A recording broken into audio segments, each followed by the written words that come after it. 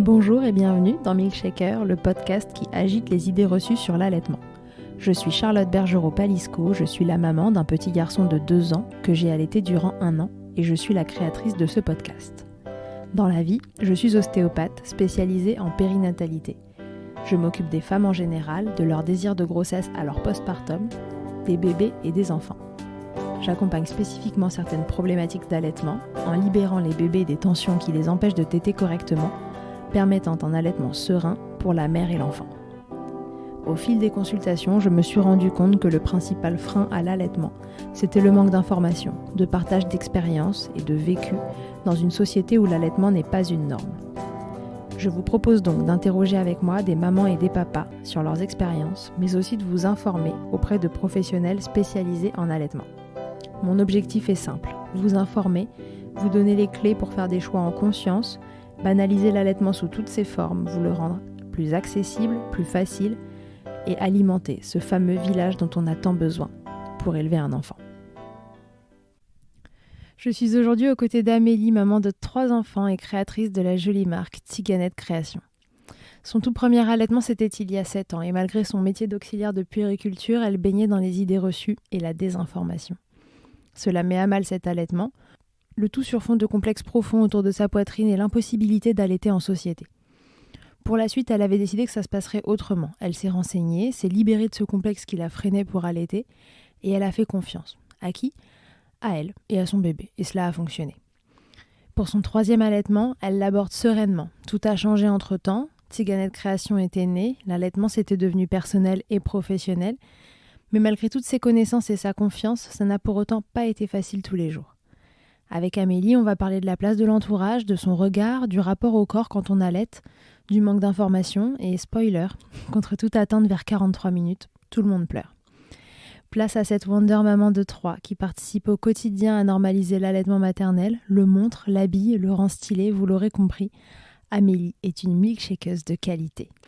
Je vous souhaite une belle écoute. Bonjour Amélie, bienvenue dans Milkshaker. Bonjour Charlotte, merci de m'accueillir. Mais de rien. Amélie, est-ce que tu peux te présenter pour les gens qui nous écoutent et les rares qui ne te connaîtraient pas déjà ? Je pense qu'ils sont nombreux à ne pas me connaître. Alors moi c'est Amélie, je suis connue sous le nom de Diganette sur les réseaux sociaux et je suis aussi créatrice de contenu. Donc alors je remets dans l'ordre, je suis Diganette sur Instagram, je suis créatrice de contenu et je crée aussi des vêtements d'allaitement sous le nom de Diganette Création. Ok. Dans la vie, je suis maman, j'ai 3 enfants. Mon grand qui a 7 ans, qui s'appelle Esteban, Olivia qui a 4 ans et la petite dernière Alba qui a 18 mois. Et qui ont tous les 3 été ou sont allaités. Absolument. Donc on est là aujourd'hui, Amélie, évidemment pour parler d'allaitement. Combien de temps est-ce que tu as allaité tes différents enfants ? Alors, mon premier, je l'ai allaité aussi longtemps que j'ai pu, c'est-à-dire 1 mois et demi. Ma deuxième a été allaitée pendant 28 mois et la troisième est toujours en cours d'allaitement à 18 mois. Ok, super. Tu partais avec quels prérequis, Amélie, concernant l'allaitement ? Est-ce que pour toi c'était une évidence ? Est-ce que tu avais eu un entourage allaitant et que c'était quelque chose d'intégrer dans ton imaginaire de maman ou pas du tout ? Oui, complètement. Alors chez moi, dans ma famille, on allaite. Ma mère nous a allaités. Ça me paraissait logique et je m'étais toujours dit, je crois que j'allais allaiter mes enfants, mais sans me prendre la tête non plus. Enfin voilà, je me disais, si ça marche, j'allaiterai. Pour ma première grossesse, j'étais donc auxiliaire de puériculture. J'étais pas renseignée plus que ça. J'avais eu mes cours sur l'allaitement, c'est-à-dire sur 1 an de formation, à peu près 2 heures. Donc autant dire que, alors qu'on est quand même les professionnels qui vont accompagner les mamans après, hein, mais tout ça, c'est la faille du système. Donc je pensais être renseignée, en tout cas savoir ce que j'avais besoin de savoir. Et puis après tout, l'allaitement, c'est naturel. Donc je pensais accoucher, mettre mon bébé au sein, et puis tout roule, et puis c'est parti. Évidemment, dans la vraie vie, c'est pas comme ça que ça se passe. Donc pour mon premier allaitement, je me suis retrouvée quand même confrontée face à moi-même avec un espèce de complexe de « mais je peux pas sortir mon sein là comme ça devant des gens, c'est pas possible ». Donc déjà, rien que la première tétée, ça a été une épreuve, parce qu'en fait, je suis sortie de la salle d'accouchement avec mon bébé qui venait de faire un peu de couveuse. Enfin, on était dans un espèce de contexte un peu bizarre. Mon bébé avait 2-3 heures et on me disait, bon, bah, va falloir le mettre au sein. Ah oui, ok, c'est une bonne idée de nourrir cet enfant, allons-y. On est retourné en chambre et là, il y avait toute la famille de mon mari qui m'attendait déjà pour rencontrer le bébé. Ah, La jolie surprise. Et puis l'auxiliaire de puériculture qui me dit: «Bon, bah, voilà, va falloir, faire la première mise au sein» et moi je me dis: «Bah, non, pas du tout, c'est pas possible en fait, vous avez pas vu, il y a plein de gens». Donc donc je dis à tout le monde, de quitter, l'assemblée et la grand-mère de mon mari me dit: «Non, non, mais moi ça me dérange pas». Ah bah, oui, mais c'est pas ça la question, c'est que moi ça me dérange là, donc ça va être compliqué les gars, va falloir s'entendre.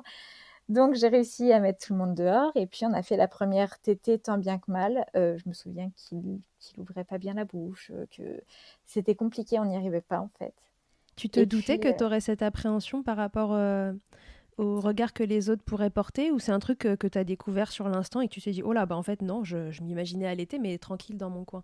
ouais, en fait, je crois que je m'étais pas posé la question avant. En tout cas, je me souviens pas de m'être dit, «Tu vas allaiter, mais dans quelles conditions tu vas allaiter? Comment tu vas t'organiser?» Tu vois? Je crois vraiment que je m'étais pas posé la question.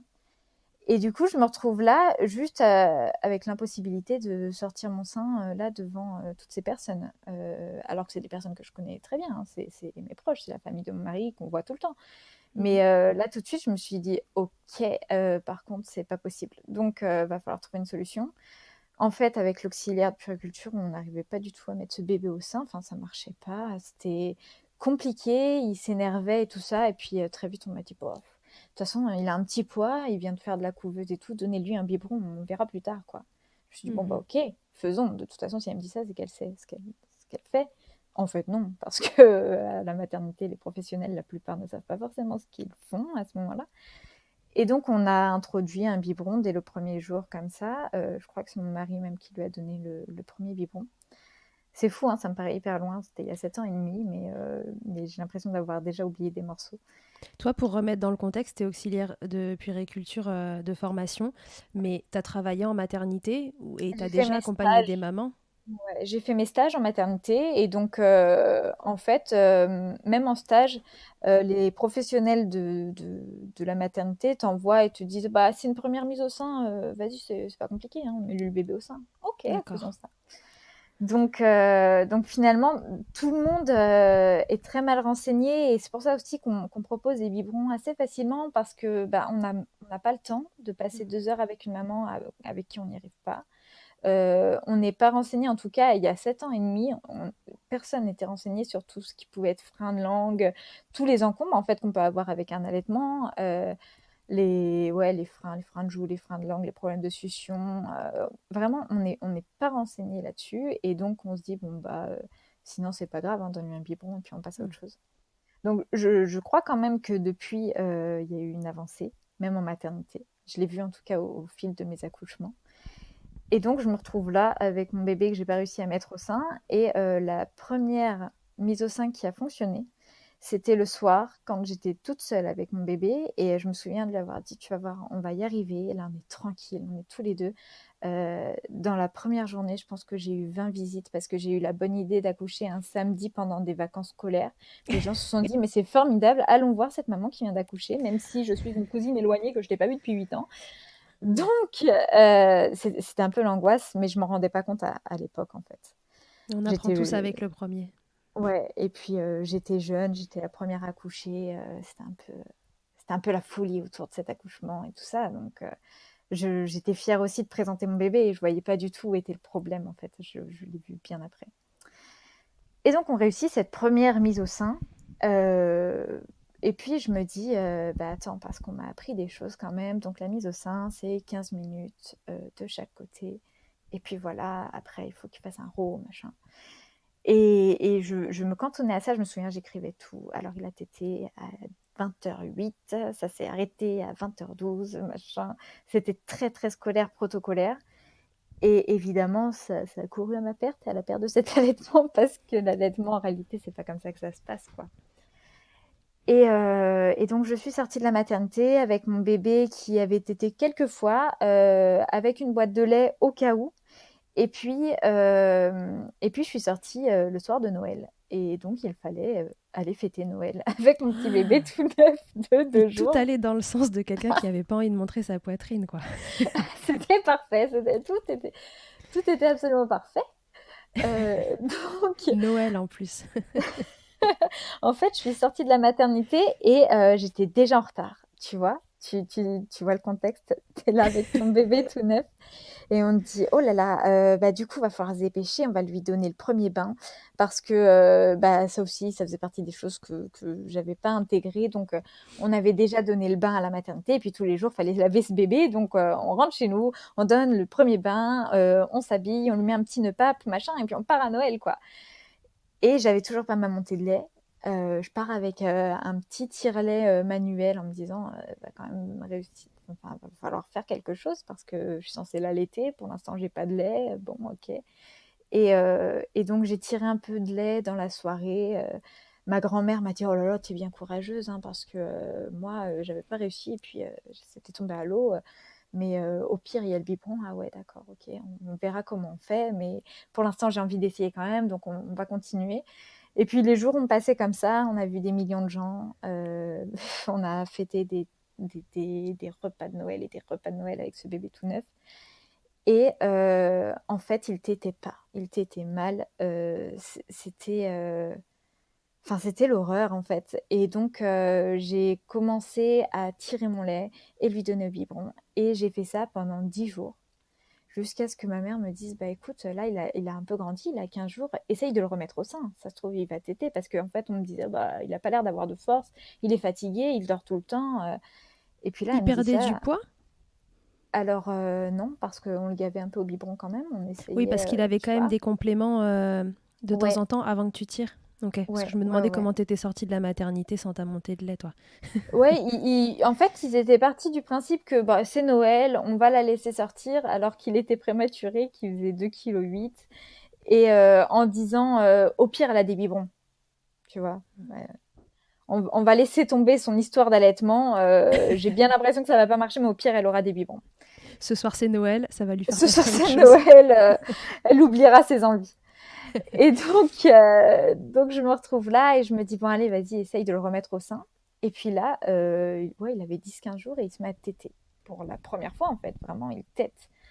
Je me dis: «Alléluia, bah, en fait, je vais réussir.» Et donc, on commence un allaitement sans biberon à 15 jours de vie.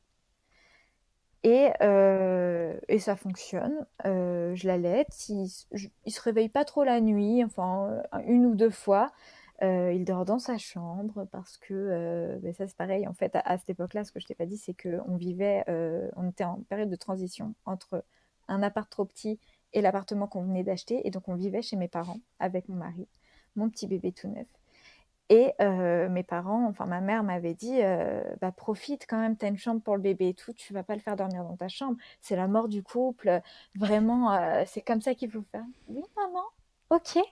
Et donc j'ai posé dès le retour de maternité mon bébé dans sa chambre.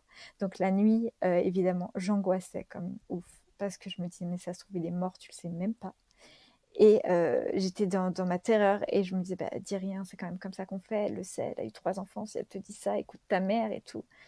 Évidemment, c'est pas une chose à faire. La prochaine fois, j'écouterai pas ma mère et c'est ce qui s'est passé pour tout le reste de ma maternité. Et donc, je me levais la nuit, je l'allaitais, je le recouchais dans son lit, je retournais me coucher, tout ça. Et ça a duré jusqu'à ce que je reprenne le boulot, bien trop tôt.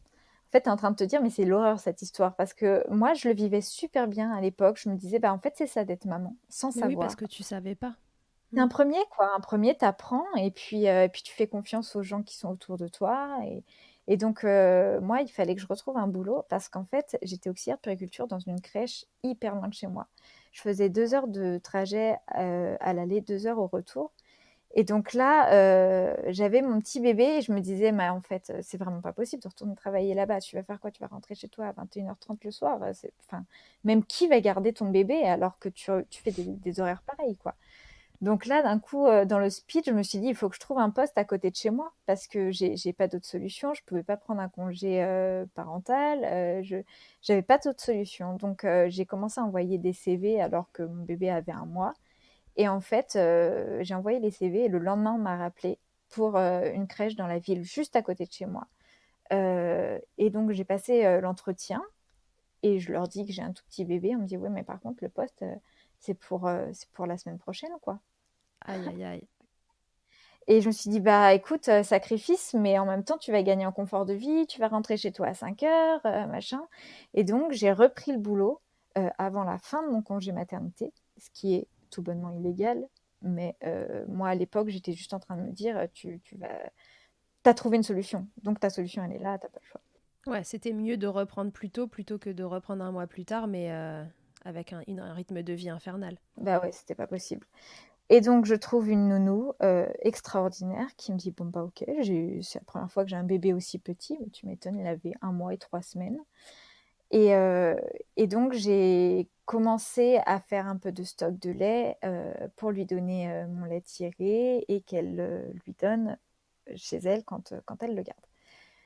Je m'étais dit que ça allait bien fonctionner. J'ai commencé ce nouveau boulot et puis j'ai prévenu la direction que en fait, moi, j'allaitais mon bébé et que donc il fallait que je puisse tirer mon lait. On m'a dit, ouais, ouais, pas de problème, tu as un espace là-bas dans ce qu'on appelle la biberonnerie en crèche, donc l'espace où tu fais les biberons. Mm. Je me dis, bon, bah, parfait, on fait ça. J'arrive avec mon tire-lait de location, là, le truc énorme et tout. La Je machine de guerre. m'installe, la machine de guerre qui fait un bruit infernal, je m'installe et là, en moins de 5 minutes, il y a tous les agents d'entretien qui sont passés dans la pièce, les collègues et tout. Et je me dis, en fait, ça va pas être possible. Parce que moi, je suis toujours dans mon truc où j'allais être mon bébé, caché dans la chambre, je remonte à chaque fois qu'il faut l'allaiter, je me cache, j'ai un linge, je demande à changer de pièce quand je dois allaiter mon bébé et tout. Donc là, devant des nouveaux collègues que je connais pas, tirer mon lait et tout. Je me dis, mais je suis incapable de ça. Vraiment, je suis pas capable. Et donc, je me dis, bon, l'allaitement, il est bien installé. Il a quand même 1 mois et demi, c'est beaucoup. Ça va fonctionner. Je vais l'allaiter juste le matin et le soir. Évidemment, ça ne fonctionne pas parce qu'à 1 mois et demi, l'allaitement, il n'est pas du tout bien installé. Ton bébé, il est tout neuf. Et donc, le corps comprend juste le message que moins t'allaites, c'est que tu es en train de le sevrer et que donc, il faut arrêter de produire du lait. Donc évidemment, en une semaine, j'ai plus de lait. Je me retrouve à sevrer mon bébé et puis autour de moi, les gens me disent, bah, tu sais, c'est déjà bien, tu as tenu presque 2 mois, c'est super, tu as fait ce que tu as pu, c'est très bien. Donc je m'arrête là et je me dis, bon, bah écoute, tu as fait ce que tu as pu, on passe au lait industriel et puis ça ira très bien. Toi, t'en pensais quoi de ça? T'étais déçue sur le moment? Pareil que pour le reste, tu Ouais, sais, de ces trucs autour de la maternité, tu vivais dans ces idées-là et puis du coup, enfin, ça te convenait aussi. Enfin, tu t'étais convaincue que c'était la bonne façon de faire ou il y ouais. avait quelque chose en toi qui te disait que non, c'était pas ce que tu voulais. À ce moment-là, je crois que je me fais bien à la situation. Je me dis, bah, il y a pas de drame, en fait, ton bébé, il va manger quand même, donc on s'en fiche un peu. Et en fait, je prends conscience que c'était vraiment important pour moi, genre une semaine plus tard, parce que mon bébé il commence à faire un eczéma costaud. Et il commence une constipation. En fait, il déclare plein de mots qu'il n'avait pas avant. Tu vois, il avait des coliques horribles, il se tortillait dans tous les sens et tout. Et je me dis, putain, en fait, si tu t'étais un peu accroché et que tu avais allaité, bah, peut-être qu'il n'aurait pas tout ça. Parce qu'en fait, il a commencé une intolérance au lait de vache. Donc tu culpabilises. Ah ouais, là, la culpabilité me tombe en plein dessus. Je me dis, putain, en fait, tout ça, c'est de ta faute parce que si tu l'avais allaité, ça serait pas comme ça et tout.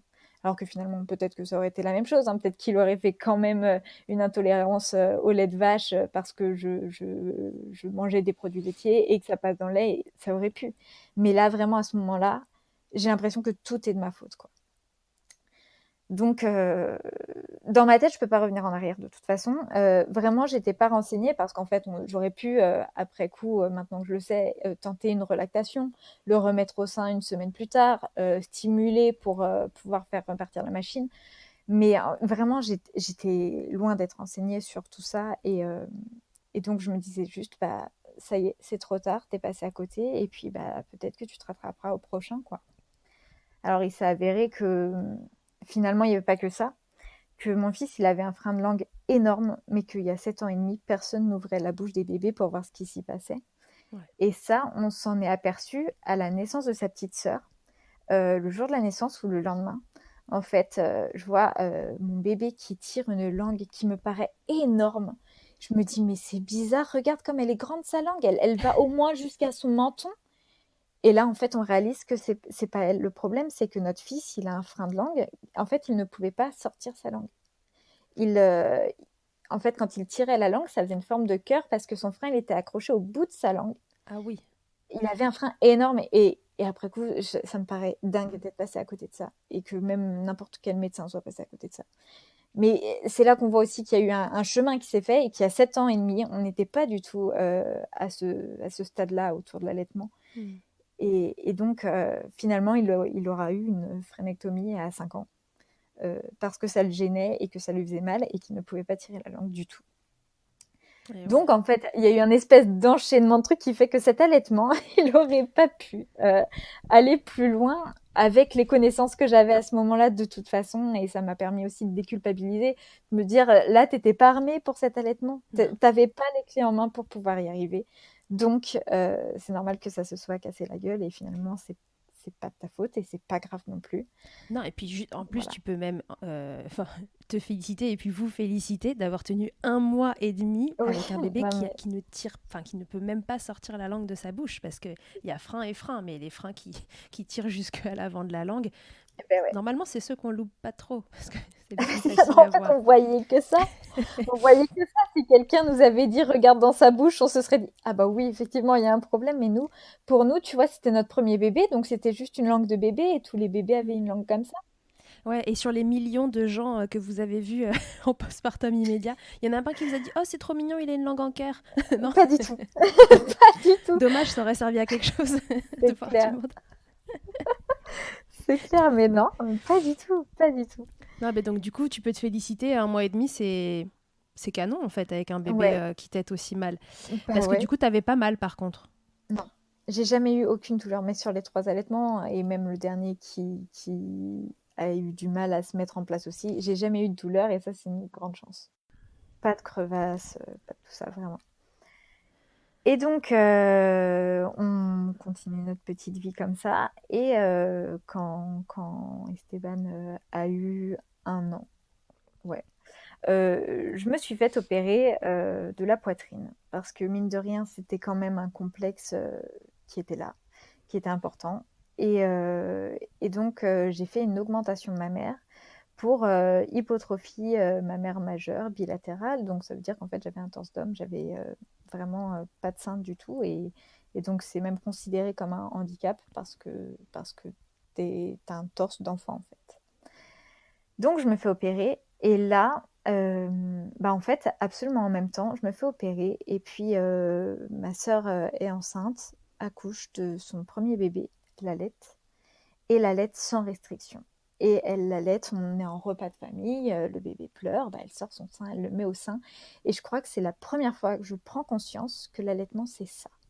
Et que allaiter, c'est pas intime, c'est juste nourrir son enfant. Et c'est à ce moment-là, quand je vois ma sœur faire avec tellement de naturel et sans se poser aucune question, que je me dis putain, mais c'est là aussi que j'ai tout foiré. Parce que l'allaitement, c'est juste nourrir son enfant, c'est rien d'autre. Donc, c'est pas intime, tu dois pas te cacher ou quoi. Ton bébé, il a faim, tu lui donnes à manger, point. Et là, j'ai senti une bouffée d'air frais en me disant bah, je vais y arriver. La prochaine fois, c'est sûr, je vais y arriver parce que là, ça y est, je commence à avoir les cartes en main vraiment. Et donc, je la vois allaiter et reprendre le boulot et allaiter juste matin et soir et que ça fonctionne. Et puis finalement, elle allaitera ma nièce 8 mois parce que 4 mois après la naissance de la première, elle tombe enceinte de la deuxième. Donc, elle a tenu quand même un petit peu enceinte, mais ensuite, elle l'a sevrée. Et puis, moi, je tombe enceinte à mon tour de ma deuxième.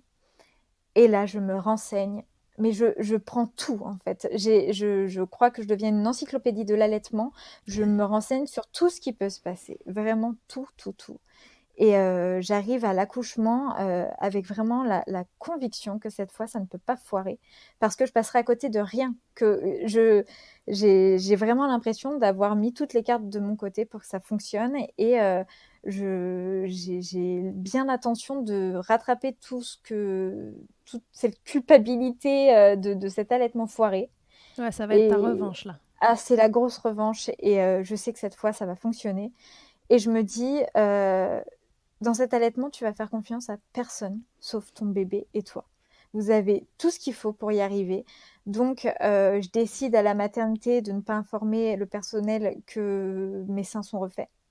Parce que je sais que directement, va y avoir trop de chances que quelqu'un me dise: «Oh bah laissez tomber. Alors là, avec des faux seins, vous n'y arriverez jamais», et qu'on essaye, de me faire oublier mon envie, d'allaiter. Et malgré ça, c'est arrivé quand même. Au bout de la deuxième nuit, on est venu me réveiller mon bébé qui dormait pour lui faire un dextro et on me dit: «Oh là là, ça va pas du tout, hein. Là, il lui manque du sucre, il va falloir lui donner un complément». Et moi, je lui dis: «Bah non, il va falloir la mettre au sein, en fait, et puis elle va téter plus et puis ça va aller». «Ah non, non, là, ça ira pas, mettez-la au sein, mais après vous lui donnez un complément». Et donc je refuse, je lui dis: «Moi, je veux pas introduire de tétine. Là, vous êtes en train de me dire que, la seule solution, c'est de lui donner un biberon. Moi, je ne donnerai pas de biberon». Et l'auxiliaire se barre un peu fâché, de cette maman récalcitrante, en fait. Et le lendemain matin, une autre auxiliaire arrive, et me dit: «Bah, on vous a pas proposé, sinon on peut vous proposer un DAL, donc c'est un petit tuyau, vous le mettez contre votre sein et puis, votre bébé va pouvoir, téter le complément en même temps qu'il tète». Bah non, en pleine nuit, on m'a proposé un biberon et rien d'autre, on m'a dit qu'il y avait pas d'autre solution. Donc j'accepte de lui donner ce complément en même temps que mon sein et puis finalement elle tète que dalle parce qu'elle est complètement repue, elle a pas du tout besoin de ce complément et puis, son dextro remonte et tout va très bien. Et je demande une sortie anticipée parce que clairement j'étais pas bien à la maternité. J'étais, dans la chambre avec, une autre dame qui n'avait pas encore accouché et qui râlait la nuit quand mon bébé se réveillait. Je m'étais dit: «Wow, wow, wow, les gars, je suis pas là pour ça, donc laissez-moi rentrer chez moi». Donc on m'a laissée rentrer même si mon bébé perdait du poids, en me disant qu'il y aurait un suivi, à la maison par une sage-femme libérale qui viendrait me voir tous les jours. Je dis: «OK, on fait comme ça» et on est rentrés à la maison.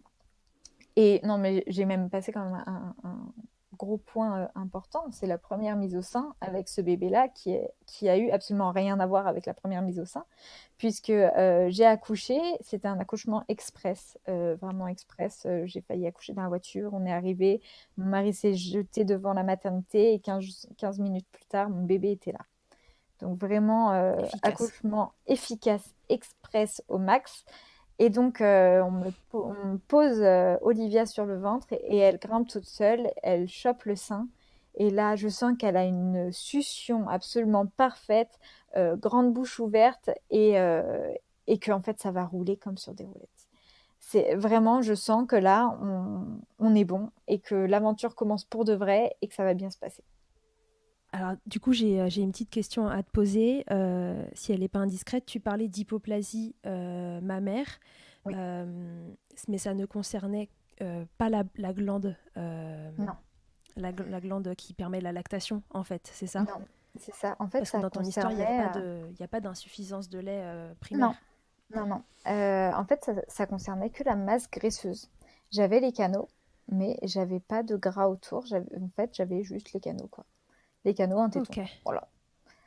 Donc, ce le qui plus fait que important, le plus important, pour l'allaitement en tout l'indispensable, cas. voilà. Ce qui fait que pour Esteban, pendant la grossesse, j'avais pris un peu de poitrine quand même, mais même pas de quoi combler un bonnet A, quoi. Vraiment dérisoire.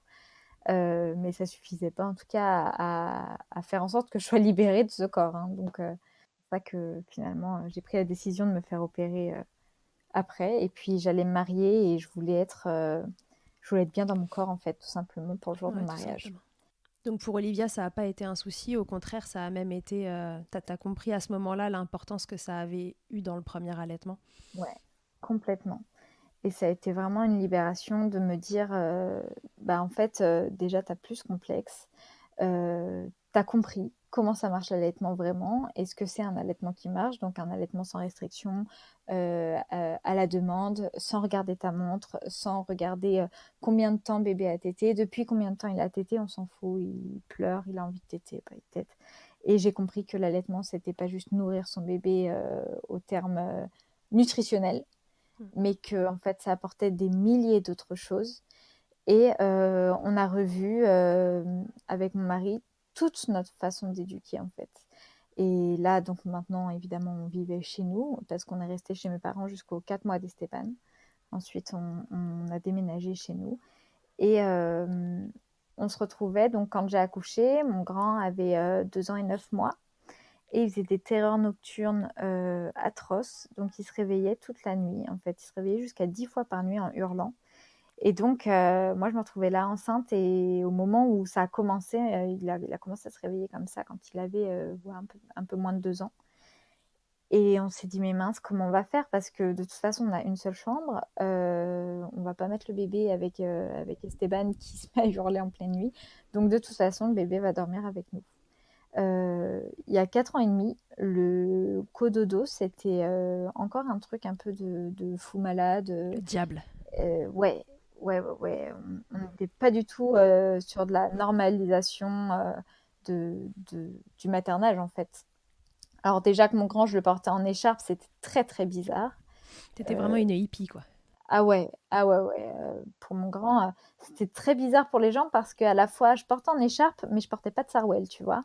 Et souvent, il y a 7 ans, tu vois, ça allait avec. Et il fallait avoir le package complet. Et je ressemblais pas à une hippie, mais en même temps, je portais vachement mon bébé. C'était très bizarre. Et il y a 4 ans, c'était déjà beaucoup moins bizarre. Donc j'ai commencé à m'écouter, en fait. Vraiment à m'écouter, à écouter mon bébé. On était très d'accord là-dessus avec mon mari. Donc déjà, ce qui était un souci en moins, parce qu'on sait aussi que souvent, la difficulté dans les fondations même de la famille, c'est que les parents soient d'accord. Et quand tu dois convaincre en plus le papa des bienfaits de ce que tu veux faire avec ton bébé, c'est déjà des bâtons dans les roues un peu inutilement. Donc nous, on était très, très raccord là-dessus. Notre bébé allait dormir avec nous. Et puis, de toute façon, notre bébé allait dormir parce qu'un bébé, ça dort, hein. Et puis ça, on a vu après coup aussi que non, qu'on avait juste eu du bol avec Esteban qui a fait ses nuits très très tôt, mais après qui a fait des terreurs nocturnes à partir de 18 mois. Donc finalement, j'ai pas préféré me lever à 18 mois. J'aurais préféré que ça dure un Quand tu peu à t'y la attends plus. naissance quand tu t'y attends, parce que là, c'est honnêtement le truc le plus horrible du monde.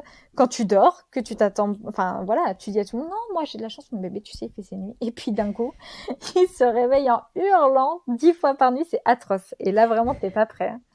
Règle numéro un, ne jamais fanfaronner avec le Non, sommeil de son enfant.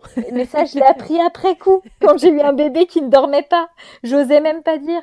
Elle a dormi 3 heures de suite cette nuit. On commence à être vers du mieux. Non, je disais rien. Oui, bah, ça a été une nuit, hein. La nuit, de toute façon, j'ai toujours débranché mon cerveau. Je me dis, bon, bah, tu verras demain matin si t'es encore vivante, hein. Et puis, je me couchais comme ça.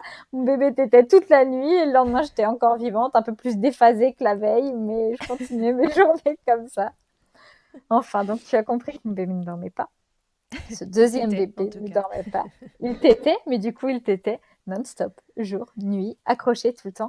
Mais en fait, j'étais prête à ce sacrifice aussi.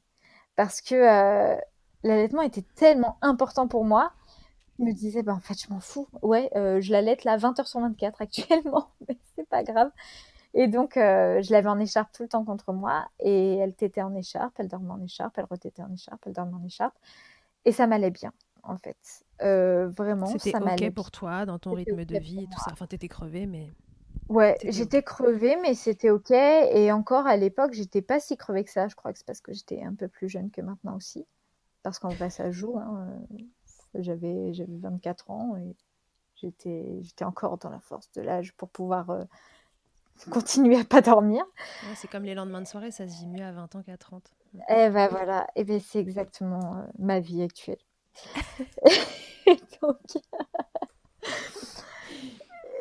Donc, voilà, et j'allaite sans restriction et je partage cette nouvelle maternité sur les réseaux sociaux.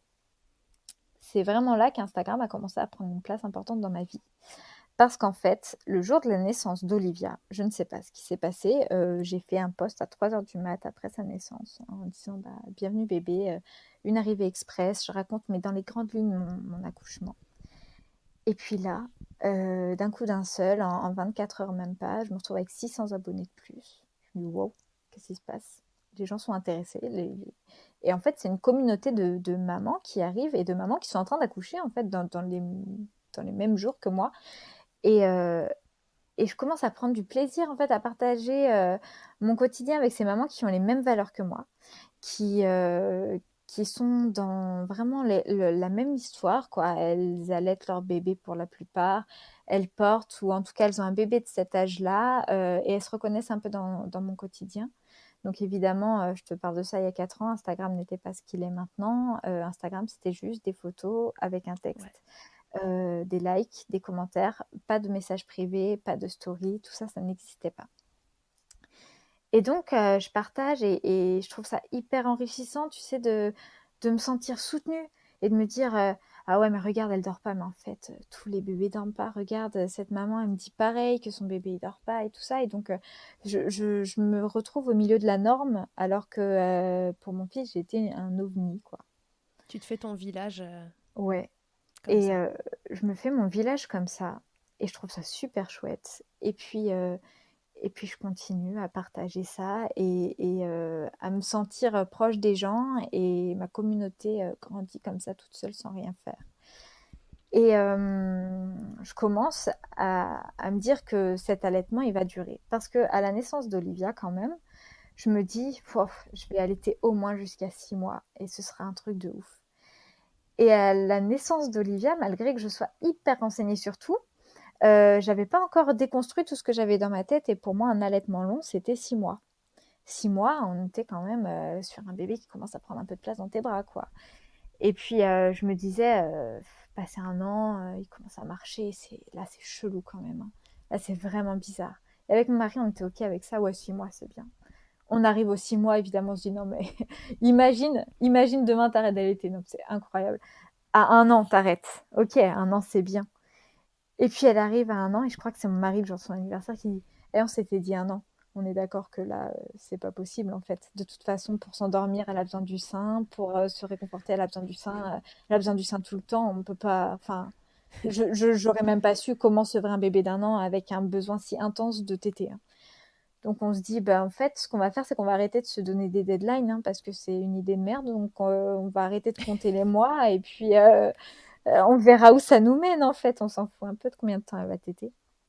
Donc il s'avère qu'elle aura tété jusqu'au milieu de ma grossesse suivante. Et c'est moi qui aurais induit le sevrage parce que la douleur était trop intense et j'arrivais pas à tenir. Vraiment, je ne Les pouvais tétés pas. devenaient insupportables. C'était insupportable. J'avais l'impression qu'elle avait des couteaux dans la bouche quand elle tétait. C'était hyper douloureux. J'avais jamais ressenti une douleur pareille. Et pour le coup, j'avais jamais eu de crevasse. J'avais jamais eu de problème en fait Oui, en plus. physique. Mm. Et là, je me disais, je tiendrai jamais.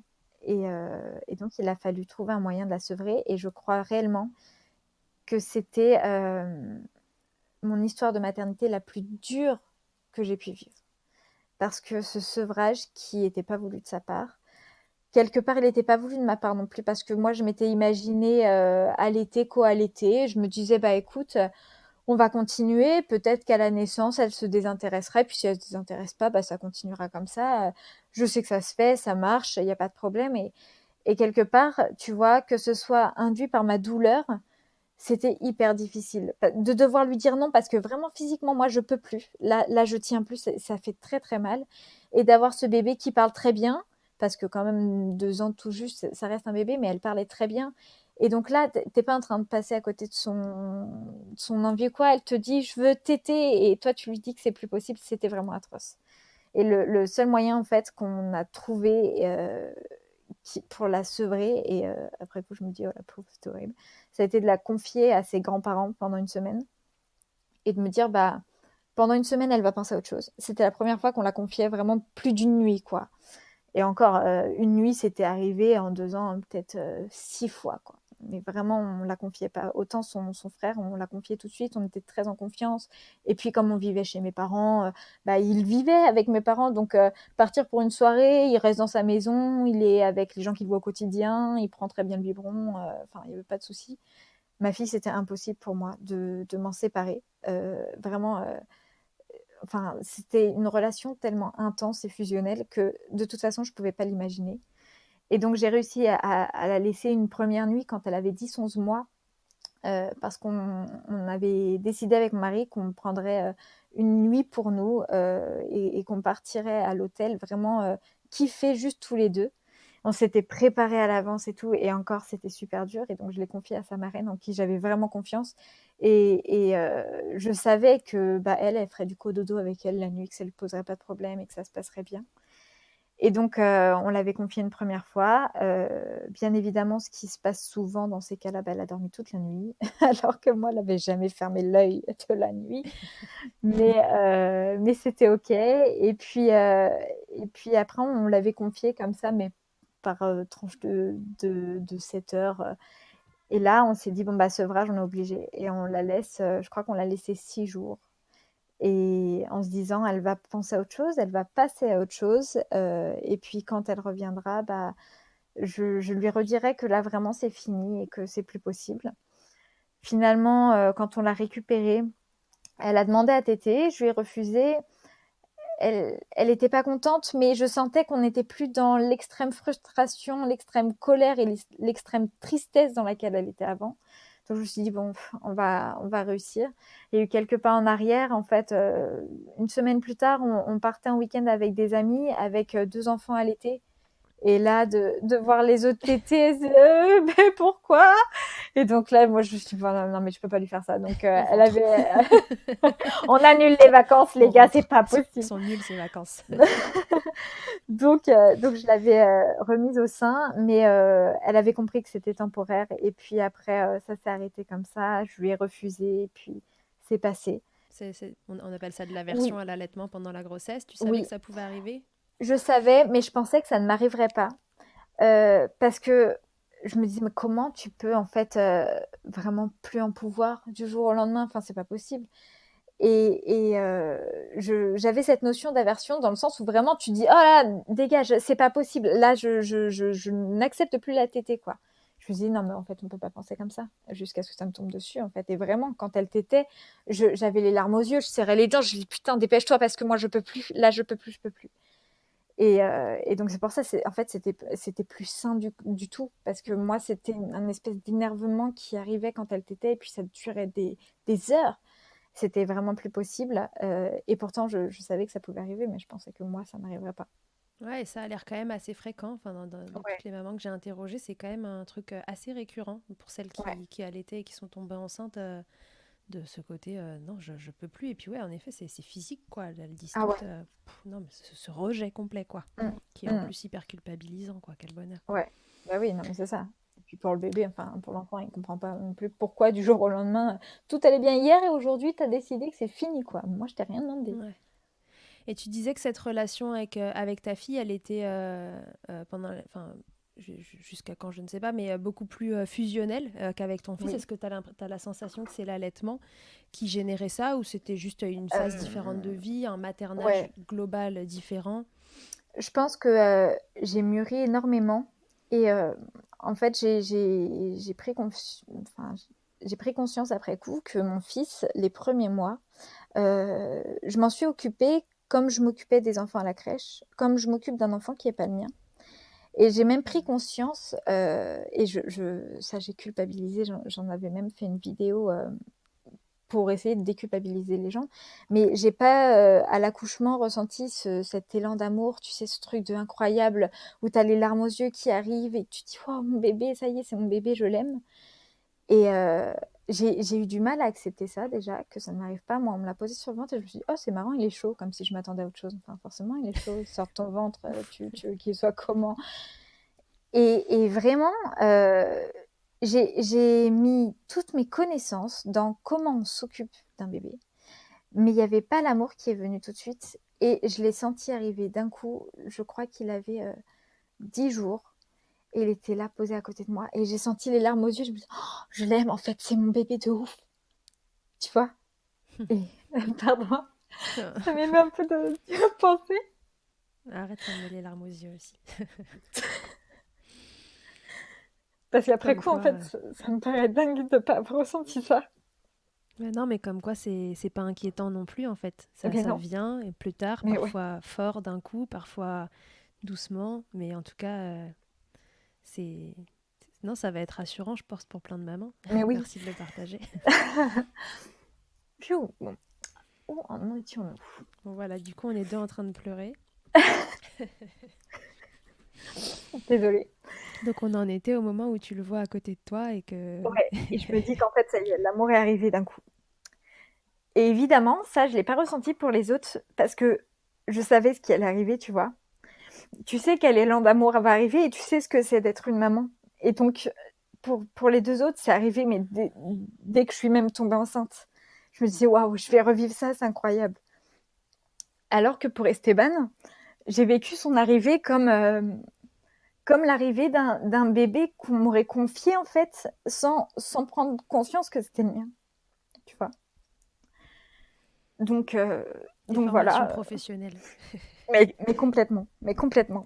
Je m'en suis occupée comme on s'occupe d'un bébé quand on t'apprend à t'occuper d'un bébé. Et je pense que ça aurait été différent si effectivement ça avait pas été mon métier et que ça faisait pas des années que je m'occupais de bébés des autres, tu vois. Hmm. Tu sais, j'avais pas prévu de pleurer cet après-midi. Bah non, moi non plus. Bon, donc du coup, ces deux maternités, elles ont été très différentes et ce lien Oui, fusionnel que tu as créé avec ta fille, c'est quelque chose de global. C'est pas ouais, l'allaitement plus qu'autre chose, c'est une façon de materner différente ouais. C'est une et le prise de fait de... conscience en fait de ce que c'est, de ce que ça implique d'être mère en fait. Ok. Et, euh, et je crois que même mon mari a ressenti ça. On se le disait quand elle était bébé, on se disait: «Oh, c'est tellement différent en fait». Mais parce qu'on s'autorisait enfin à s'écouter, à écouter et nos émotions et comment on ressentait les choses. À se dire, moi, je suis pas capable de m'en éloigner et même pour les siestes, j'étais pas capable de la mettre dans une autre pièce pour dormir. Enfin, ce bébé, j'avais besoin qu'il soit accroché à moi tout le temps, alors que je m'étais tellement entrée dans ma tête pour ma première grossesse que un bébé, il faut s'en détacher, tu vois, avec tout ce qu'on te met à l'ancienne, tu vois, de si tu le portes trop, imagine, après tu pourras plus jamais t'en détacher. Il faut qu'il prenne un peu son indépendance et tout ça. Et alors du coup, parce qu'avec ta deuxième, t'as porté, t'as Ouais, materné proximal à ouais, fond, t'as ouais. porté, etc.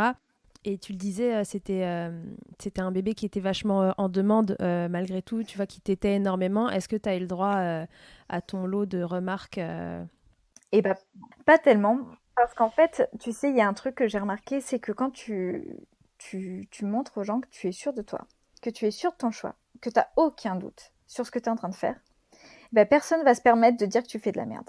Il n'y a pas d'espace pour ça. Il y a pas d'espace pour ça et on a laissé avec mon mari aucun espace pour ça, vraiment, à se dire, et même quand, je me souviens, il y a une réflexion que son grand-père fait tout le temps. Alors quelque part, c'est mignon et c'est aussi parce qu'il n'a pas été habitué, à voir des femmes allaitées. Mais dès qu'on était chez eux, que mon bébé redemandait le sein, alors qu'il avait l'impression qu'il venait de téter il y a 10 minutes, il disait: «Oh, bah, elle retourne encore à la laiterie?» Et en fait, c'est un truc global qui revient. Et je pense que c'est pas une gêne, c'est de se dire, quand même, elle passe sa vie à ça, c'est fou. Et moi, à chaque fois, je lui dis juste, bah oui, oui. Et puis, y a pas plus, c'est juste une petite remarque comme ça de, eh bah dis donc, elle y retourne encore, et encore. Et ben ouais, ouais, en fait, elle passe sa vie à ça, mais c'est pas grave, ça va. Pour moi, c'est OK. Ouais. Et à la fois, personne ne se permettait non plus de dire quoi que ce soit sur nos choix parce qu'on avait un bébé qui était tellement bien dans ses baskets. Euh, Tu vois, elle était accrochée à moi, mais elle était tellement souriante, elle était tellement ouverte au monde et c'est un truc qui revenait tout le temps. Même les gens qui la croisaient dans la rue nous disaient: «Oh, je suis désolée, je suis obligée de vous aborder parce que votre bébé, il m'appelle avec ses yeux». Et elle était tellement ouverte, elle souriait, enfin, c'était un petit soleil pour tout le monde. Et donc personne se disait: «Ah bah regarde, elle l'allaite, l'autre elle braille tout le temps, elle veut voir personne, elle veut pas aller dans les bras». C'était tellement pas le cas qu'en fait, il y avait rien à dire sur ça, tu vois? Parce que c'était l'exact inverse de ce qu'on pourrait avoir comme a priori sur un bébé allaité. Elle allait vers les gens, elle pouvait aller de bras en bras, elle était toujours contente, grand sourire, oh, c'est cool. Et puis juste quand elle avait envie de téter, elle venait, elle tétait. Donc en fait, vraiment, ça n'a pas laissé la place à ce que les gens aient quoi que ce soit à dire sur cette relation. D'accord. Et alors, comment tu as fait avec c'est Olivia, la deuxième. Comment Oui, tu as fait avec Olivia pour la reprise du boulot? Parce que donc tu l'as allaitée 28 mois, c'est ça, tu oui, nous as dit. Et oui, tu étais toujours auxiliaire de oui. puériculture?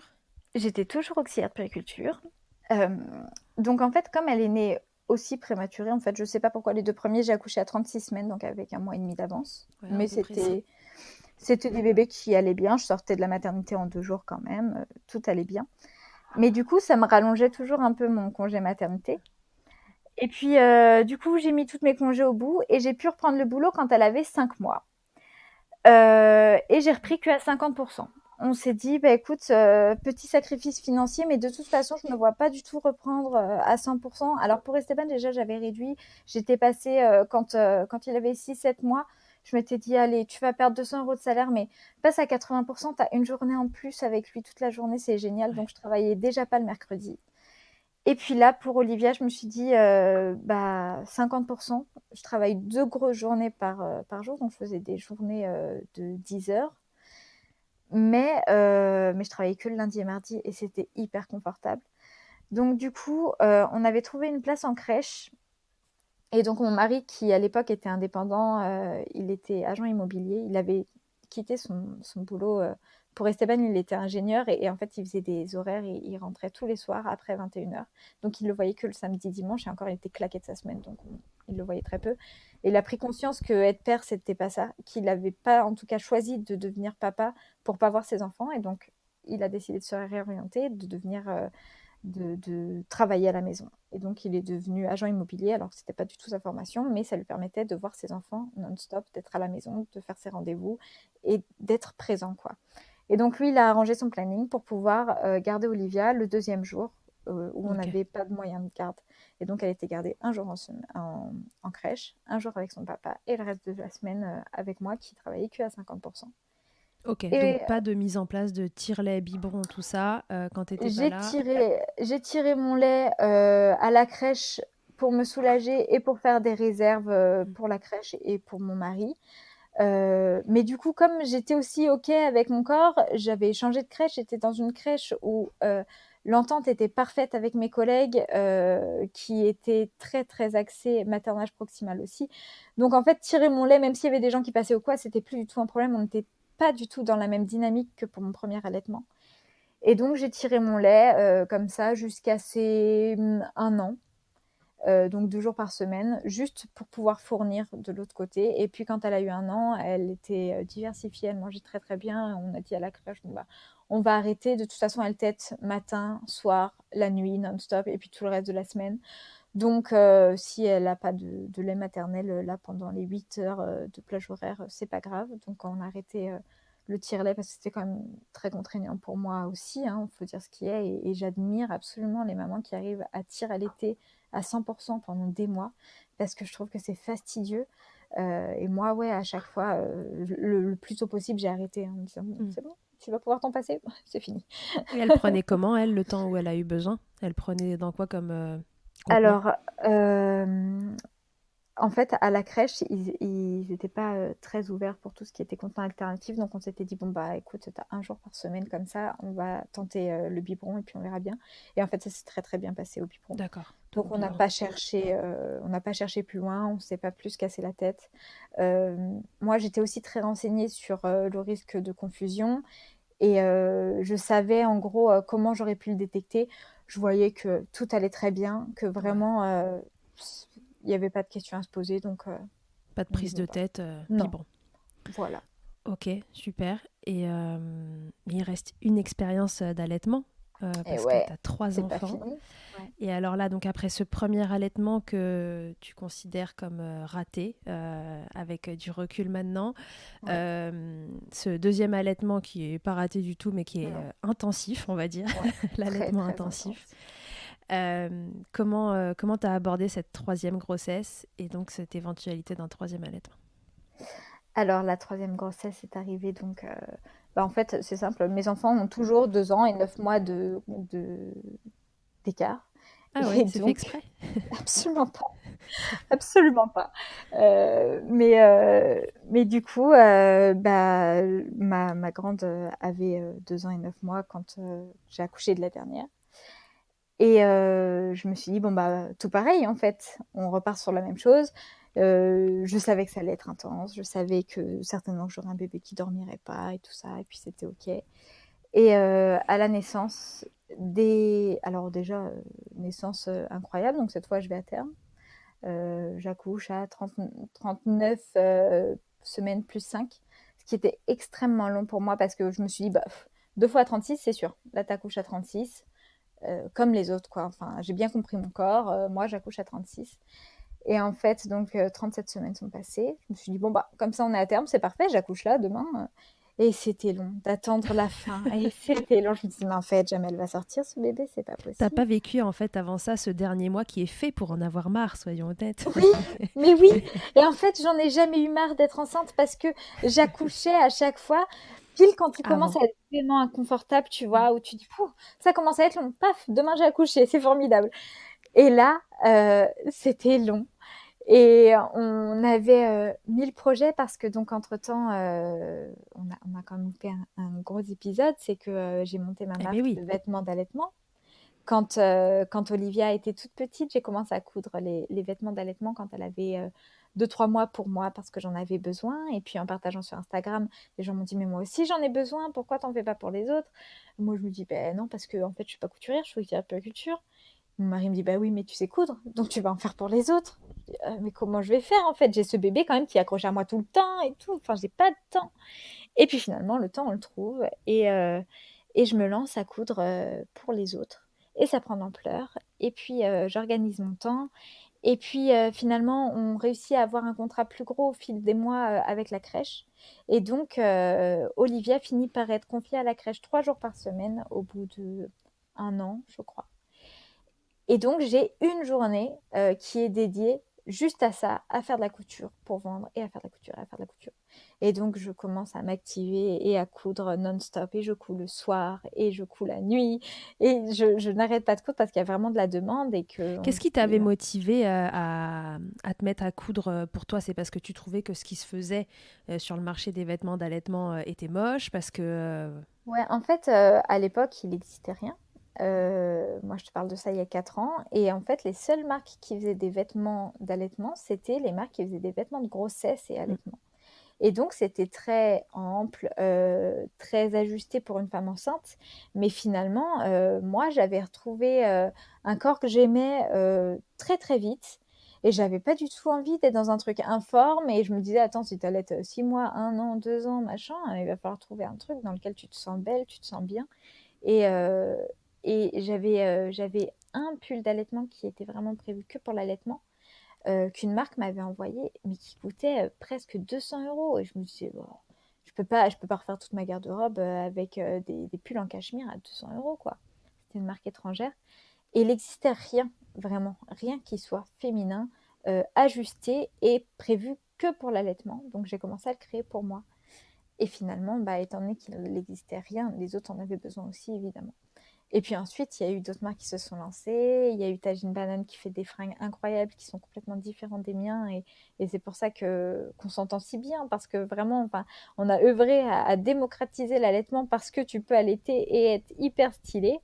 Et donc, moi, il y a 4 ans, il n'y avait rien et je cousais moi-même mes petites fringues comme ça jusqu'au moment où en fait la demande a été beaucoup trop importante. C'était bah, au tout début de grossesse d'Alba. Et là, je me suis dit, attends, tu viens de tomber enceinte, ça va être chaud, hein. Tu vas pas pouvoir continuer de coudre autant alors que tu vas accoucher. Enfin, tu vas faire comment? Et j'ai pris la décision vraiment de grandir le mois où j'ai cousu 100 pulls d'allaitement, moi seule, dans mon salon. Et je me suis dit, là, la demande est vraiment trop grosse. Et donc, va falloir trouver une autre solution. Et on s'est tourné vers des ateliers parisiens qui nous ont accompagnés dans ce grossissement et qui ont pris en charge toute la production à Paris. Et, euh, et donc, en fait, le jour de la naissance d'Alba, c'était mon dernier shooting pour ma dernière collection. Et en fait, quelque part, je me dis que elle elle attendait qu'on attendait, ait fini tout le planning pour sortir. of course. Et donc, le matin du shooting, j'ai perdu les os au moment où ma belle-sœur arrivait pour partir au shooting avec nous. Je me suis dit, bon, il y a juste un souci. Là, je crois que j'ai fissuré. Et donc, on se pose vite fait la question, bah, on fait quoi? On annule, on fait quoi? Je suis non, t'inquiète, j'ai des couches anti-futurinaires, je mets ça, on part. Et donc, je suis partie alors que j'avais perdu les os. Sur place, je mets tout le monde dans la confidence. Je leur dis, bon, bah, juste, je vous préviens, aujourd'hui, j'accouche. Donc, il va falloir être un peu efficace. On va faire, on fait nos photos. Et puis après, on On ira à ne la perd pas de maternité. temps. Celui qui sourit pas correctement sur la photo, il dégage. Il va falloir y aller. Et en plus, c'était un shooting, en fait, qu'avec des copines. Parce que, bah, pour l'instant, en fait, tous nos shootings ont toujours été faits avec des connaissances, des amis, des copines d'Instagram et tout ça. Et donc, il y avait la future marraine d'Alba qui était là, qui est Charlotte, la Lotte sur les réseaux Ouais. sociaux, qui était là et qui fait une vidéo trop mignonne, en fait, qu'on a gardée pour Alba. Donc, j'étais très enceinte, plus enceinte que jamais, puisque quelques heures plus tard, elle était là. Et elle lui dit, bon, bah, ça y est, tu vas naître. On a hâte de te rencontrer. Moi, je pense que tu nais aujourd'hui. Ton papa qui est là pense que tu nais demain. En tout cas, vraiment, on est pressé de te voir et tout ça. Et puis, en fait, j'accouche juste après le shooting. On est rentrés, on est parti à la maternité. Ils nous ont dit, ah, effectivement, là, vous êtes bien en train d'accoucher, mais par contre, on n'a plus de place. Est-ce que vous voulez rentrer chez vous et vous revenez plus tard? C'est dit, c'est une blague? J'ai déjà Bon, attendu toute la journée, mec. Là, maintenant, je viens, j'accouche, là, c'est clair. faisons ça. Je suis rentrée chez moi, Ah non. j'ai pris un bain et là, en fait, j'avais fissuré le matin, mais là, la poche des os se rompt vraiment dans la baignoire. Je dis à mon mari, bon, bah là, faut y aller. Faut y aller parce que Ah déjà, ouais. ma grossesse précédente, Ah j'ai ouais. failli accoucher dans la voiture. Donc là, on part. Et puis, ça a été un accouchement hyper express aussi, mais hyper beau. Enfin, ça a été une expérience incroyable. J'ai accouché comme à la maison, mais à l'hôpital avec une sage-femme juste incroyable, qui était la même que pour Olivia, en fait. Et moi, je ne l'ai pas reconnue parce que j'étais dans mon euphorie d'accouchement où tu sais même plus à qui tu parles, ce que tu fais, si c'est normal de le faire, si tu passes pas pour une cinglée. Et donc, c'est comme ça que j'ai accouché à quatre pattes par terre dans la maternité parce que je me sentais mieux là, sans me demander si c'était normal. Et elle s'est adaptée, elle s'est dit, on fait ça. Ok, allons-y. Et puis donc, j'étais par terre. Après, j'ai été assise sur la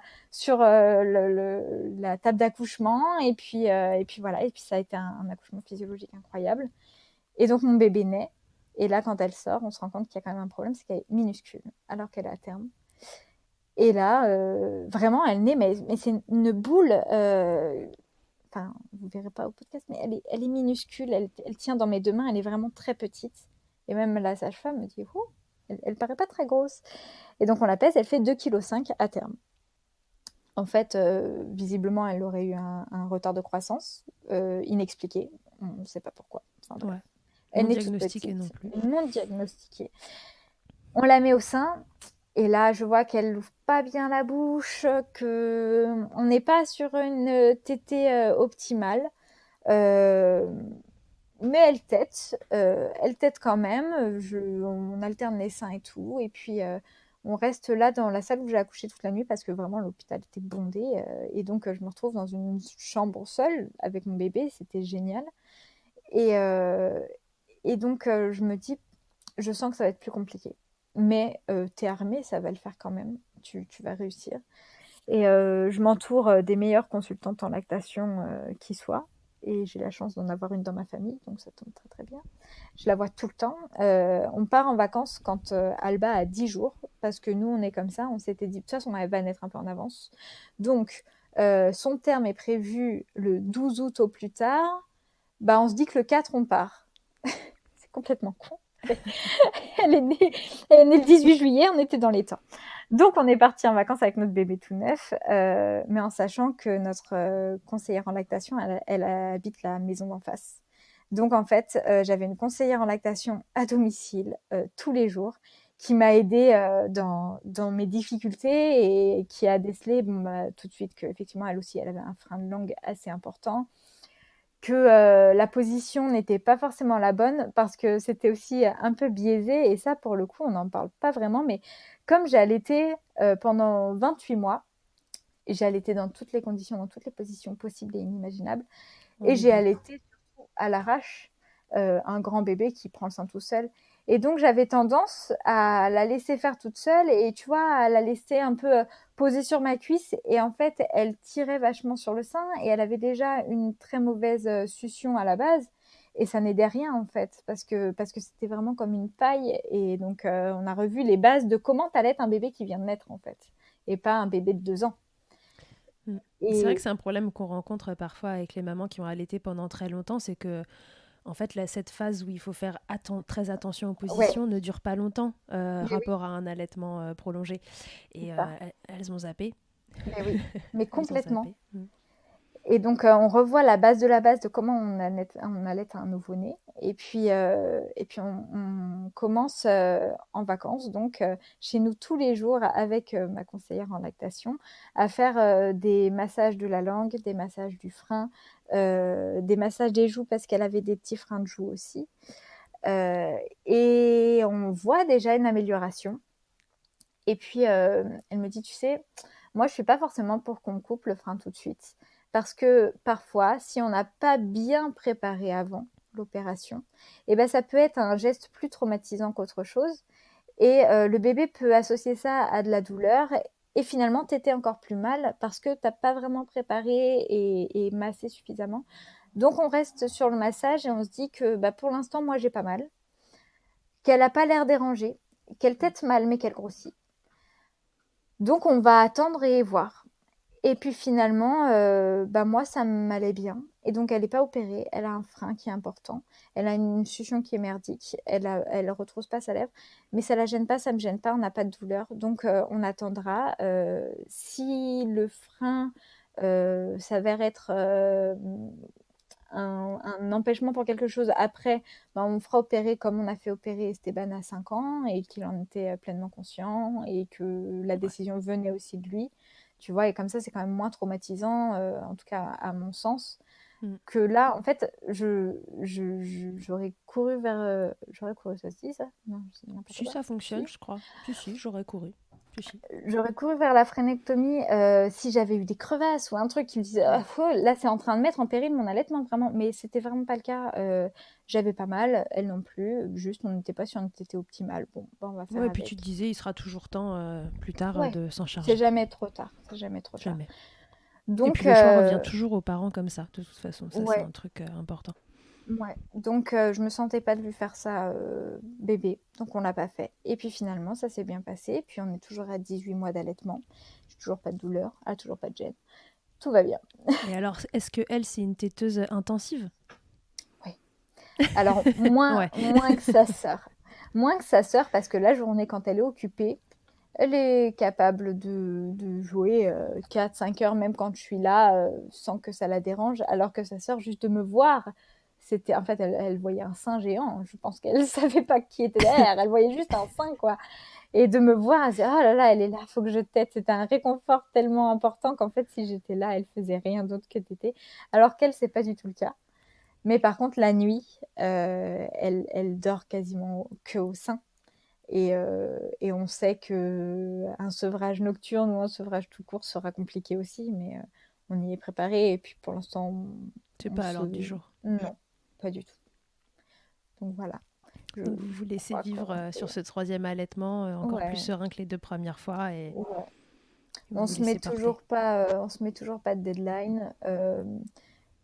Quelque part, j'en ai une dans ma tête quand même parce que je me dis qu'à l'arrivée à l'école, euh, moi, je n'aurais pas les épaules en fait de pouvoir subir un regard des autres ou tu vois si elle parle aux copains et qu'elle leur dit bah moi je tète avec maman, en fait je veux pas qu'elle passe pour quelqu'un de bizarre et je sais que c'est pas encore suffisamment ancré et je sais qu'en même temps j'ai pas forcément l'envie tu vois d'allaiter au-delà de 3 ans c'est pas quelque chose qui me dérange ou quoi mais je pense que j'aurais fait ma part et que j'aurais aussi envie de me retrouver moi pour moi et de plus avoir un enfant ou un bébé qui dépend de moi. Hmm. Donc, quelque part, je me dis que si ça s'est pas fait tout seul avant, à 3 ans, je mettrais mes limites. Et en même temps, enfin, pour moi, c'est ce qui me semble être important dans une histoire d'allaitement, c'est que ça convienne à tout le monde et dès lors que ça ne convient plus à un membre de l'allaitement. Donc moi, je compte toujours un bébé, une maman et puis la Et un troisième papa. personne du foyer. Dès lors que ça commence à être compliqué pour quelqu'un, il faut peut-être revoir l'organisation. Et ça me fait penser que ça a déjà été fait à la naissance d'Alba, où en fait je me suis enfermée dans une bulle avec mon bébé, où plus rien n'existait autour. J'étais tellement focalisée aussi sur cet allaitement qu'il fallait que ça parte, qu'on y arrive et tout, que pendant les 2 premiers mois, j'ai plus rien vu. Je m'occupais plus de mes grands. Je m'occupais de rien en fait. Vraiment, j'étais juste dans ma bulle avec mon bébé jusqu'à ce que mon mari m'ouvre les yeux et me dise là, on est en train de te perdre en fait. Les grands t'appellent maman, tu ne réponds plus. T'es tellement dans ton truc que là, il n'existe plus qu'Alba et il va falloir trouver une solution parce que moi, je vais pas pouvoir assumer les grands qui sont en train de partir à la dérive parce qu'ils voient que la mère n'est plus disponible. Et donc là, va falloir que tu te reconnectes à nous aussi parce que t'es pas toute seule avec ton bébé.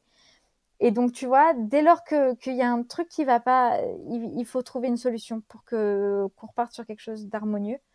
Et donc, c'est pour ça que je me dis que arriver à 3 ans ou à rentrer à l'école, si ça me convient plus, que je suis plus bien dans mes baskets avec ça, bah, on aura une discussion avec Alba. Et puis, si c'est pas fini d'ici là, j'y mettrai un terme. Ouais. Mais on en est encore loin, on est à la moitié du parcours. Ça me laisse encore un peu de temps pour kiffer mon allaitement. Ouais, voilà, ça te laisse le temps de voir venir, mais voilà, si tu projettes, tu te dis que le plus loin que tu Ouais, imagines là maintenant, c'est ça. ouais, Ok, et pendant ce temps-là, Tiganette Création grandit. exactement. Pendant ce temps-là, Tiganet de création grandit. Et puis, on l'autorise à grandir vraiment. Et moi, je quitte mon boulot. En fait, je reprends jamais après la naissance d'Alba. Mhm. Et donc, enfin, je quitte mon boulot. Je reprends pas la crèche, mais par contre, je travaille à 100% pour ma marque depuis mon congé maternité, en fait. J'ai travaillé chaque jour, même après l'accouchement. J'ai pas arrêté de travailler une seule journée pour ma boîte, mais c'est tellement différent que de partir travailler. Enfin, c'est juste Ouais, du kiff. ok. Alors, bon, ça va peut-être paraître évident, mais tu auras peut-être d'autres notions à apporter. Cette expérience d'allaitement, Amélie, ça a changé. Enfin, ces expériences d'allaitement, ça a changé quoi dans ta vie? Bah, ça m'a changé absolument tout. Ça a changé Mm. moi, en fait, hein. Et en fait, je suis celle que je suis aujourd'hui grâce à ces allaitements et grâce à ces 3 allaitements parce que si le premier n'avait pas été avec autant d'embûches, bah, les autres auraient été différents aussi et je me serais pas autant donné corps et âme là-dedans euh, si j'avais si j'étais pas passée par toutes ces péripéties. Donc je crois que les choses n'arrivent pas par hasard et que si je suis celle que je suis aujourd'hui, c'est grâce à ces allaitements et grâce à ce Mm. maternage et voilà quoi. Tu dirais que c'est la première ou la seconde expérience d'allaitement qui a vraiment enclenché ton besoin ou ton envie de démocratiser l'allaitement? C'est le deuxième. C'est le C'est le deuxième. deuxième. C'est le deuxième parce que c'est à ce moment-là aussi que j'ai commencé à poster des photos d'allaitement sur les réseaux. Alors, non pas pour à la base démocratiser ou pour militer, parce que je suis pas du tout dans ce militantisme de l'allaitement. En fait, je suis vraiment dans le chacun fait ce qu'il veut de son corps, de son bébé, de comment il choisit de le nourrir. Mais par contre, c'était important pour moi qu'il y ait de l'information qui passe. Et par contre, c'était important aussi qu'on démocratise le fait que allaiter et allaiter quand il y a du monde autour, c'est normal. Euh, et ça, vraiment, c'était important. Et au début, j'ai posté mes photos parce que pour moi, j'y voyais rien. En fait, je voyais juste un bébé au sein. Et puis, quand les commentaires ont commencé à arriver, positifs comme négatifs, parce qu'il y a 4 ans, c'était quand même autre chose. Et il y a 4 ans, quand je postais des photos avec Olivia qui avait 3 4 mois au sein, on me disait, tu fais de l'inceste, c'est dégueulasse, t'es une exhibe. Et là, je vois qu'il y a un chemin incroyable Ouais. qui est passé parce que maintenant, je poste des photos avec un enfant qui marche, qui parle au sein, et ça ne choque plus personne. Donc, T'as quelque juste pas le part, droit de mettre un téton sur non, Instagram, par quoi. Ouais. contre, il faut pas Ça, c'est non. déconner, hein, Ah non, faut pas que ça ça dépasse va. de la bouche de l'enfant, hein. Mais, du coup, ouais, en fait, je me dis que si ça se trouve, si j'avais accouché plus tardivement, que j'avais accouché de mon premier à l'époque où j'ai accouché de ma seconde, si j'étais tombée sur ce genre de contenu qui montre ce que c'est un allaitement, tu vois, un vrai allaitement, alors peut-être que je me serais dit, non mais la meuf, elle met des photos d'elle, son sein à poil, sur Instagram. Mais en fait, ça aurait tellement semé des graines que ça aurait changé la perception que j'avais de l'allaitement à la naissance de mon premier, tu vois. Parce que pour moi, j'avais jamais vu finalement quelqu'un allaiter. Mais ma mère a allaité, mais elle a allaité quand j'étais bébé et puis quand j'étais encore bébé, parce qu'on a 1 an et demi d'écart avec ma petite sœur. Mais tu vois, J'ai jamais vu quelqu'un allaiter sans restriction avant la naissance de mon premier, parce que je l'ai eu à 21 ans, j'étais la première à avoir un bébé dans mon entourage, il n'y avait pas de bébé autour de moi. Donc l'allaitement, pour moi, c'était quand même un truc, tu restes chez toi, tu te caches un peu, Mm. c'est intimiste. Et je pense que si à cette époque-là, j'avais eu la chance d'avoir des connaissances qui allaitaient sans restriction ou même des connaissances du savoir sur ça, bah, ça aurait tout changé avec Esteban. Ouais. Alors, tu donnerais quoi comme conseil à une maman qui se demande si elle va allaiter ou qui allaite ou en tout cas qui est dans ce cheminement-là, ce serait quoi ton meilleur tips? Mon meilleur tip, ce serait de se renseigner avant, qu'on ait envie d'allaiter ou pas d'ailleurs. Et Ouais. moi, j'ai tendance à conseiller toujours le livre incroyable de Caroline Guyot qui s'appelle Manuel très illustré d'allaitement. Parce qu'en fait, qu'on veuille allaiter ou pas, on a dans ce livre, moi je dis c'est la Bible d'allaitement, on a dans ce livre toutes les connaissances qu'on devrait tous avoir au moment où on tombe enceinte pour pouvoir prendre notre décision en connaissance de cause. Mm.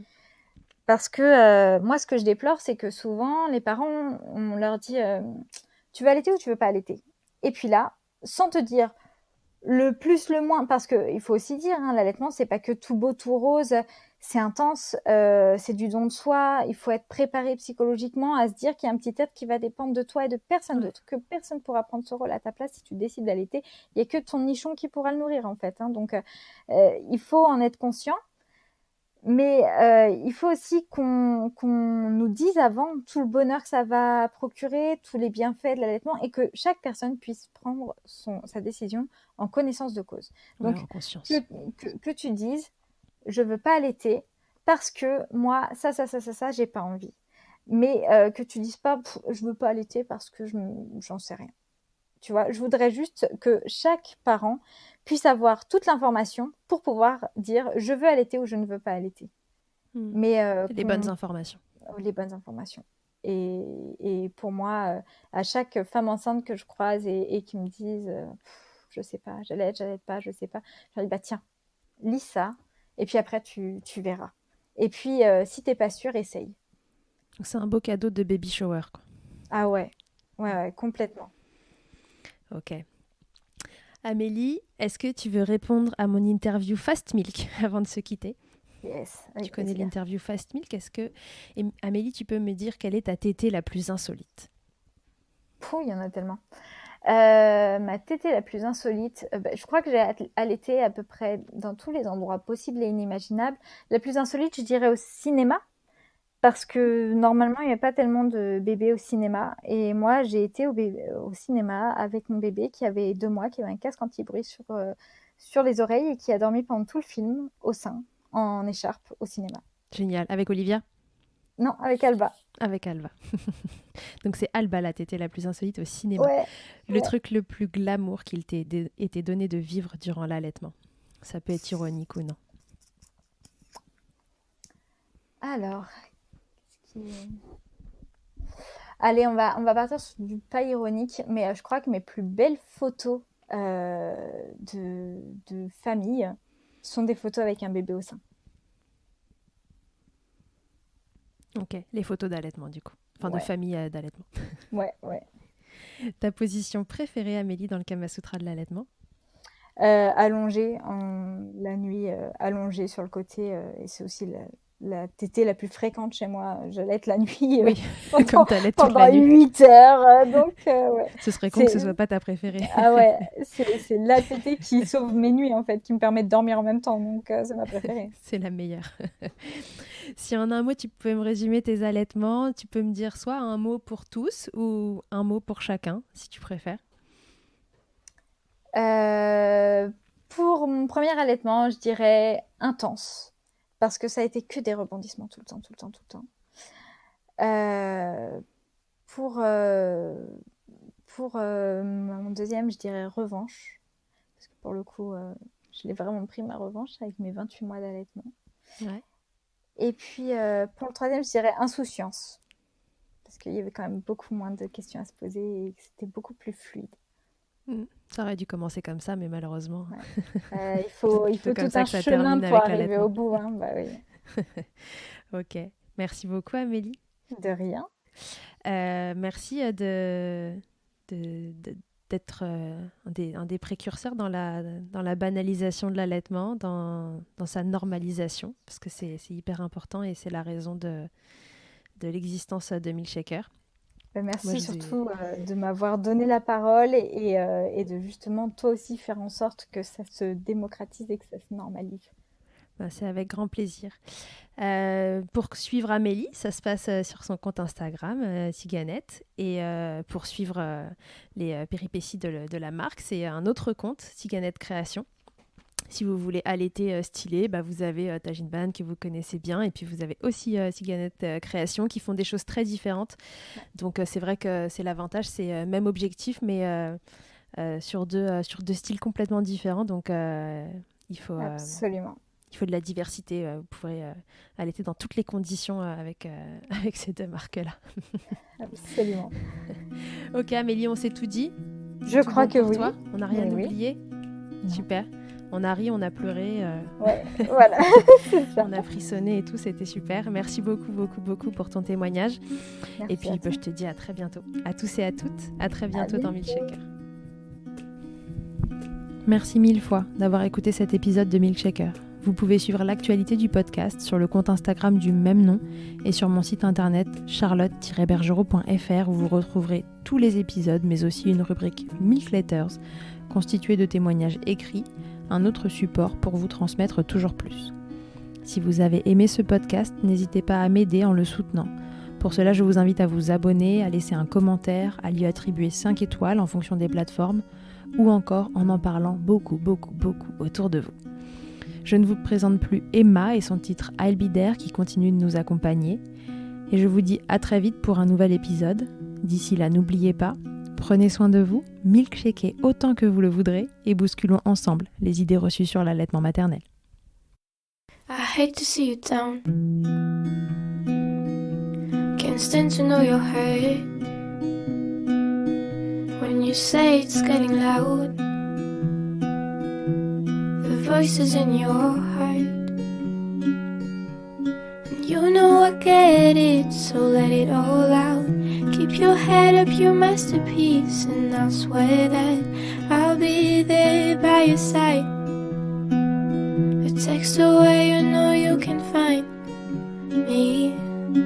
It just takes a whisper and I'll be there to listen. I got you, I'll fight with you, 'cause I love you. I'll be there, I'll be there. Oh, I'll be there, I'll be there. I know I'm not perfect. Sometimes I look myself, but I hope you know I care. You can meet me anywhere. And you know I get it, so let it all out. If anyone comes at you, then I'll swear that I'll be there by your side. A text away, you know you can find me. It just takes a whisper and I'll be there to listen. I got you, I'll fight with you, 'cause I love you. I'll be there, I'll be there. Oh, I'll be there, I'll be there. Just me every time I have you back, and I know that you do the exact same for me. Side by side, don't even need to talk. And you know I get it, it, so let it all out. Keep your head up, your masterpiece, and I'll swear that I'll be there by your side. A text away, you know you can find me. It just takes a whisper and I'll be there to listen. I got you, I'll fight with you, 'cause I love you. I'll be there, I'll be there, so I'll be there, I'll be there.